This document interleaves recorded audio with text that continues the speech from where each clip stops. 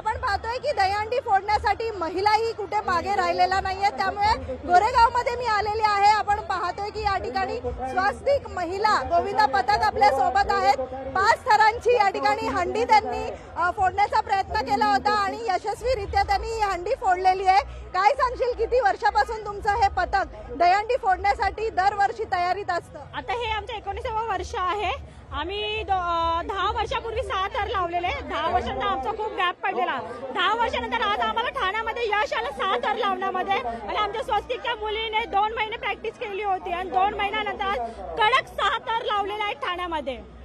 तू काय सांगशील, खरं तर सगळ्या महिलांची एकजूट पाहायला मिळते। सगळ्या तुम्ही महिला आज गोविंदा पथक हा तयार केलेला आहे आणि कशी एकूणच तयारी असते तुमची? आमची तयारी असं म्हणाल ना तर आम्ही 1.5 महिन्यापासून चालू केली आहे, कारण आम्हाला 6 तर लावायचेच होते यावर्षी। कारण तसंही म्हणाली ना 10 वर्ष झाली आम्हाला लावून, तर आम्ही यावर्षी प्रयत्न होता 7चा, पण प्रयत्न केला आहे। पण आम्ही म्हटलं की आता पुढच्या वर्षी नक्की 7 तर लावून एक विश्वविक्रम करूच, आमचं असं आहे नक्कीच। कुठे कुठे तुम्ही हंडी फोडण्यासाठी जात असता? आज आम्ही सकाळपासून ठाण्याला गेलो। पहिले ठाण्याला लावलं, त्याच्यानंतर बलाडला विनोद शेलारांकडे हंडी लावली, त्यानंतर आता गोरेगावमध्ये लावली जवाहरनगरला आणि त्या गोरेगाव वेस्ट मध्ये एक रेड्डीच्या इथे एक हंडी, तिथे आता आम्ही आलो आणि ह्याच्यापुढे अजून बाकी आहेत हंडी, ती जायचं बाकी आहे तिकडे आम्हाला अजून। आता गल्ली बोलामध्ये तुम्ही ही हंडी फोडताना पाहायला मिळतात, कसा उत्साह असतो तुमचा?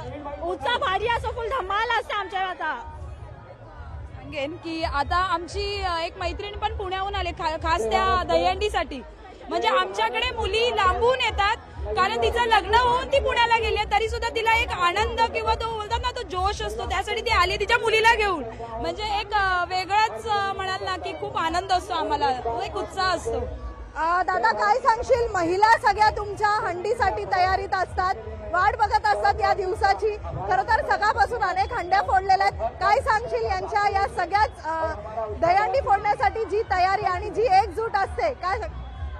गेल्या 2 महिन्यापासून जे जीवापाड प्रयत्न असतात त्या लोकांचे आणि त्यांची मेहनत असते आणि हा एक दिवस असतो तेव्हा एका दिवसासाठी ते लोक 2 महिन्यापासून लढत असतात, झगडत असतात आणि काहीतरी त्यांच्या अपेक्षा असतात।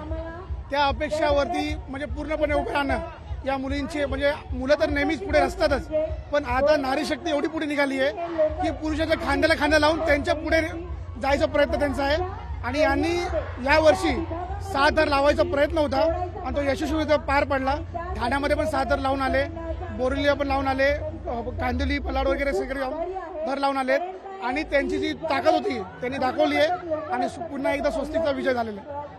तर निश्चितच आपण पाहतोय की महिलांचा हा उत्साह मोठ्या जल्लोषात ही हंडी जी आहे ती त्यांनी फोडलेली आहे। खरं तर आपण पाहतोय की अनेक महिला गोविंदा पथक आहेत, अगदी 2 महिन्यापासून त्यांची तयारी ही सुरू असते आणि आजच्या दिवसासाठी ही वाट बघितली जाते। मात्र नारी शक्ती ही कुठेही मागे राहिलेली नाहीये, त्यामुळे मोठा उत्साह जो आहे तो गोरेगावच्या या सगळ्याच परिसरामध्ये आपल्याला पाहायला मिळतोय।